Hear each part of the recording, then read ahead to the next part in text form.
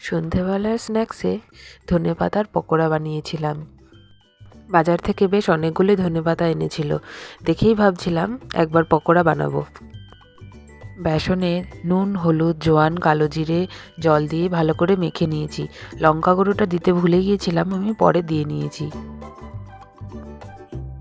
এরপরে ধনেপাতা, পেঁয়াজ আর লঙ্কা কুচি দিয়ে ভালো করে মাখিয়ে নিয়েছি।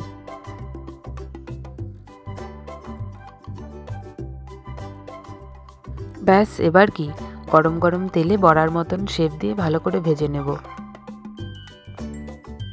শুধু সন্ধ্যের স্ন্যাক্স বলে নয়, মা ঠাকুমা নিরামিষ দিনে গরম গরম ডাল ভাতের সাথেও দিত, ভীষণ ভালো লাগতো। তবে ঠাকুমাকে বানাতে দেখেছি আতপ চাল বাটা দিয়ে, নয়তো চাল গুঁড়ি দিয়ে। ওটা খেতে বেশি ভালো লাগতো। যখনই মা ঠাকুমার হাতের কিছু খেতে ইচ্ছা করে, এভাবেই বানিয়ে নিই।